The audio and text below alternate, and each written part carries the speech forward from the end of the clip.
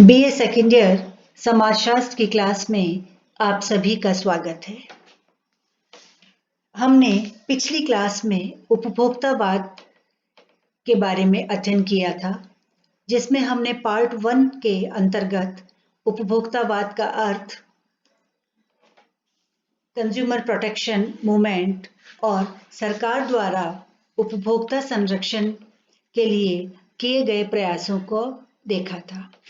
आज हम पार्ट 2 के अंतर्गत सबसे पहले उपभोक्ता के लिए अभिकरण अर्थात एजेंसीज फॉर कंज्यूमर, उसके बाद उपभोक्ता की सामान्य समस्याएं अर्थात general problems of the consumer, और तीसरा reasons of consumer neutrality towards his rights अर्थात उपभोक्ता का अपने अधिकारों के प्रति उदासीनता के कारणों को देखेंगे।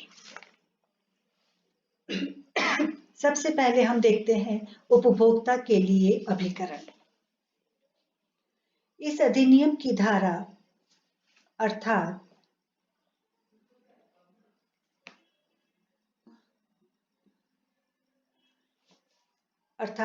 धारा 9 में उपभोक्ताओं की शिकायतों को दूर करने या उपभोक्ता विवादों के निपटारे के लिए 3 प्रकार के उपभोक्ता विवाद प्रतितोष अभिकरणों की व्यवस्था है। उनमें से ये प्रमुख हैं जिला मंच, राज्य आयोग और तीसरा राष्ट्रीय आयोग। प्रत्येक जिले में एक जिला मंच होगा, राज्य के स्तर पर एक राज्य आयोग होगा और राष्ट्रीय स्तर पर एक राष्ट्रीय आयोग की स्थापना का प्रावधान है। वर्तमान में देश में लगभग 570 जिला मंच, 35 राज्य आयोग और राष्ट्रीय स्तर पर एक राष्ट्रीय आयोग कार्यरत हैं। जिला स्तर पर जिला मंच को 20 लाख रुपए तक के उपभोक्ता विवादों की सुनवाई का अधिकार है। राज्य आयोग को 1 करोड़ रुपए एवं राष्ट्रीय आयोग को 1 करोड़ से अधिक के उपभोक्ता विवादों की सुनवाई करने का अधिकार है। यह व्यवस्था उपभोक्ता संरक्षण अधिनियम 2002 के द्वारा की गई। इसकी कार्यविधि या प्रोसीजर इस प्रकार है। सभी उपभोक्ताओं को उपभोक्ता जिला मंच या आयोग में अपना परिवाद प्रस्तुत करने का अधिकार है। परिवाद को मान्यता प्राप्त उपभोक्ता संगठन द्वारा भी प्रस्तुत किया जा सकता है। परिवाद प्रस्तुत होने पर विरोधी पक्षकार को सूचना भेजी जाती है और उससे 30 दिन में जवाब पेश करने की अपेक्षा की जाती है। यह अवधि 15 दिन की और बढ़ाई जा सकती है। तीसरा, विरोधी पक्षकार के द्वारा दी गई अवधि में जवाब पेश नहीं होने पर उसके विरुद्ध एक पक्षीय कार्यवाही की जा सकती है। जवाब प्राप्त होने की स्थिति में साक्ष्य लिए जाते हैं। फिर है चौथा, धारा 13(3) क के अनुसार ऐसे परिवादी का फैसला 5 माह की अवधि में कर दिए जाने की अपेक्षा की जाती है, बशर्त कि विवादित माल को परीक्षण के लिए प्रयोगशाला में भेजा गया हो। अन्यथा ऐसे मामलों का निस्तारण 3 महीनों में कर दिया जाना आवश्यक है। 3 माह की अवधि उस दिन से गिनी जाती है जिस दिन विरोधी पक्षकार को सूचना की तामील हो जाती है। इस अधिनियम की धारा 26 और 27 में दंड के प्रावधानों की व्यवस्था भी की गई है। अगर कोई व्यक्ति तंग या परेशान करने के लिए मिथ्या परिवाद प्रस्तुत करता है तो उसे धारा 26 के अनुसार 10,000 रुपए तक के हर्जाने का दंड दिया जा सकता है। दूसरा, अगर कोई व्यक्ति मंच या आयोग के आदेशों की पालना करने में विफल रहता है, आशय लोप करता है, तो उसे धारा 27 के अंतर्गत न्यूनतम 1 माह और अधिकतम 3 वर्षों तक की अवधि के कारावास या न्यूनतम 2,000 और अधिकतम 10,000 रुपए के जुर्माने या दोनों से दंडित किया जा सकता है।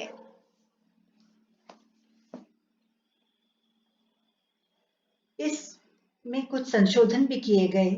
उपभोक्ता संरक्षण अधिनियम 1986 में कुछ कमियां रह गई थी, उन्हें दूर करने और इसे अधिक प्रभावशाली बनाने के उद्देश्य से 18 जून 1993 को एक अध्यादेश के माध्यम से कुछ आधारभूत संशोधन किए गए।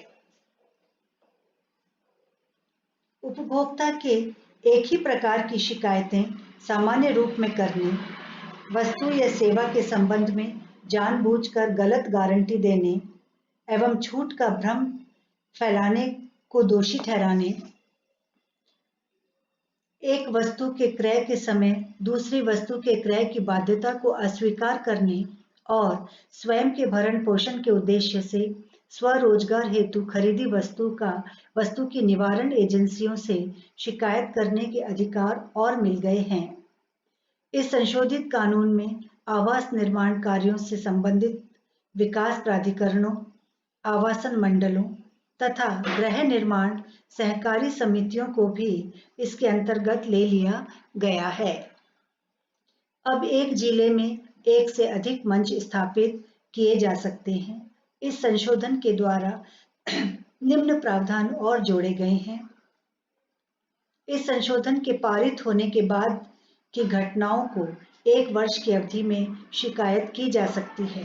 संरक्षण परिषद की वर्ष में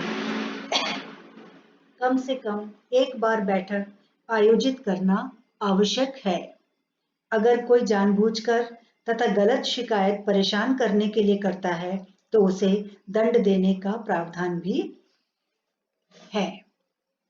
अब हम देखेंगे उपभोक्ता की सामान्य समस्याएं। पहला है व्यापारियों द्वारा कम तोलना। दूसरा, जीवन रक्षक दवाइयों में मिलावट करना।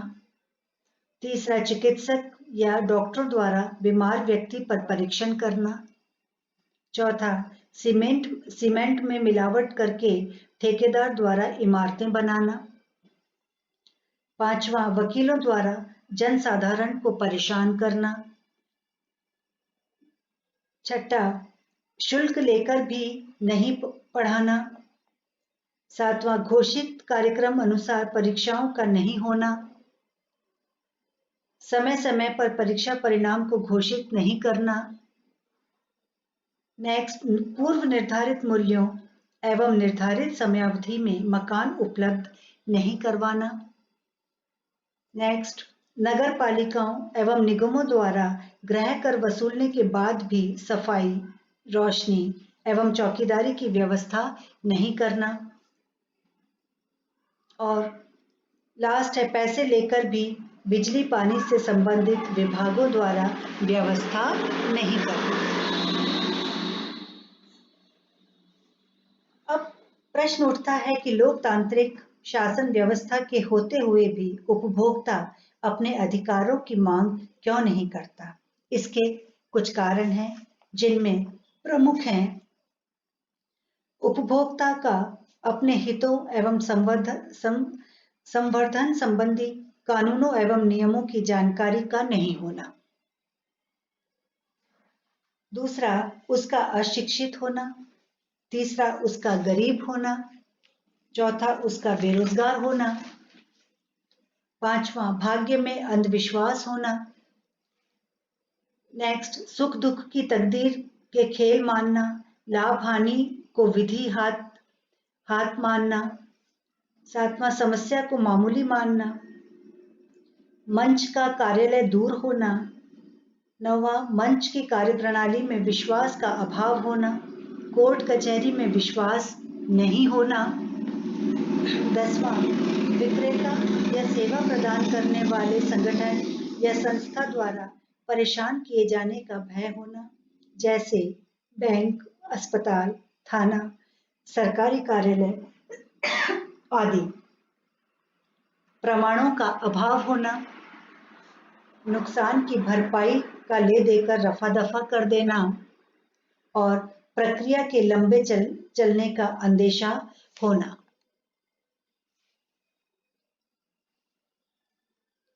उपभोक्ता संगठनों के कार्य। भारतवर्ष के अधिकतर उपभोक्ता निरक्षर, ग्रामीण, निर्धन, बेरोजगार, अंधविश्वासी, भाग्यवादी हैं। इसलिए उपभोक्ता संगठनों एवं आंदोलनकारियों के उत्तरदायित्व और कार्य अधिक महत्वपूर्ण हो गए हैं।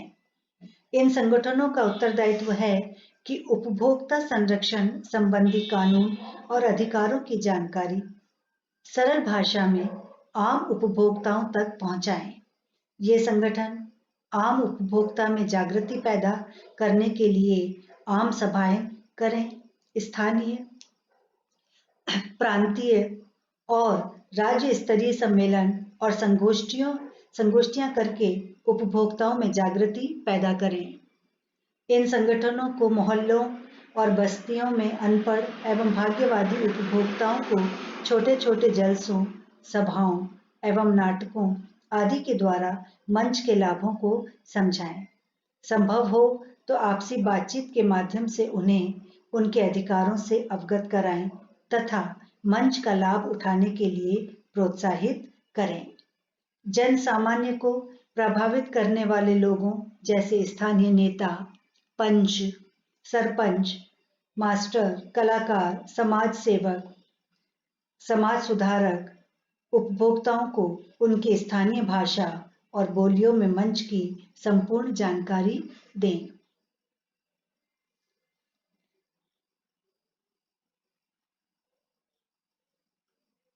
सरकार को भी इस दिशा में उसी प्रकार के प्रयास करने चाहिए जैसी उसके द्वारा समाज कल्याण, परिवार कल्याण या परिवार नियोजन के लिए किए हैं।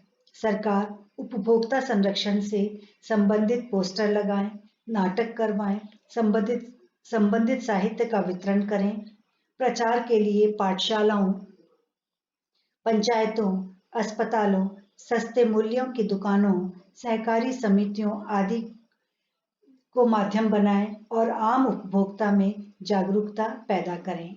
दूरदर्शन, आकाशवाणी, चलचित्र, सिनेमा घरों में इसका विज्ञापन निकले। शिक्षा के क्षेत्र में पाठ्यक्रमों में उपभोक्ता संरक्षण अधिनियम तथा मंच के कार्यों को सम्मिलित किया जाए। Thank you.